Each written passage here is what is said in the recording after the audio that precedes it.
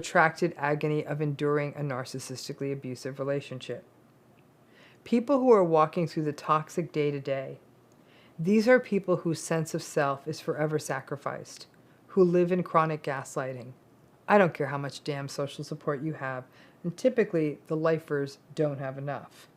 Living under long-term conditions of narcissistic abuse is incredibly destructive. The fact is, the lifers don't get casseroles, phone calls, social media posts asking for folks to support them or telling them that they are so brave. They don't get visitors or condolences. Many of the lifers try to put on a brave face and perhaps for reasons of shame, never say anything about how bad it is. They elevate realistic expectations to an unheard level and recognize that theirs will kind of be half a life, that on this passage of life, they didn't get to have an easy ride. The lifers, to me, may be the hardest part of doing this work as a therapist. Many times they are in regions of the world where narcissism is endemic, but there's little power, for example, for women or for those of less economic means. So there is no leaving. There is merely enduring. These are folks where they know if they step out of line, set a boundary, or try to get out, the consequences may be lethal, physically harmful, or result in even more isolation. I have clinically worked with lifers. Their lives are at best carousels. There are certainly some good days here and there, but mostly it is heavy-hearted endurance, and they find themselves peering into the lives of others and seeing the difference between their lives and other people's lives. And then there's shame, there's pain, and there's powerlessness. I guess this video is for the lifers, for the pain that comes with endurance. Nobody does a fundraiser for somebody whose life is just awful day over day due to narcissistic abuse. Only when the big tragedies happen do we see that kind of support and outpouring.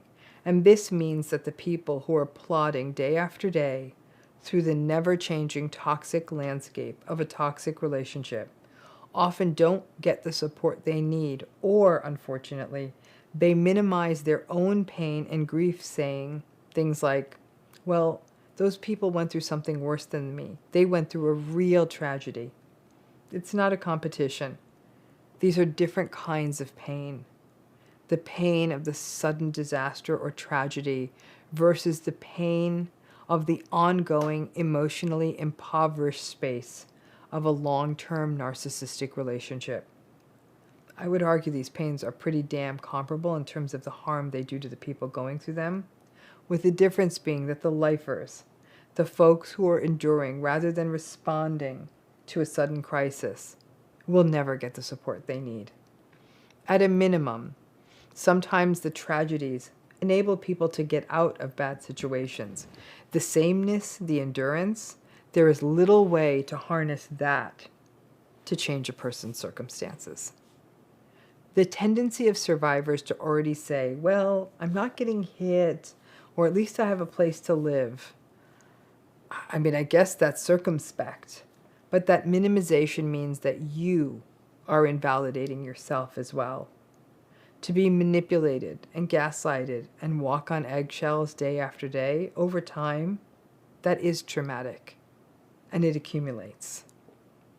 If you do know someone and you happen to be aware that they're in one of these more bleak situations, be that support for them. Their life is like a mini disaster every day, and whether it is a casserole or a coffee date, a phone call, or just checking in, those small gestures go a long way for folks enduring long-term, inescapable narcissistic abuse. And for the lifers out there, just a reminder, this is real, and you do need support. And it can be sometimes painful, and you'll feel guilty thinking it's painful, watching people rallying around those going through more visible losses, and your silent and invisible scars often go unseen.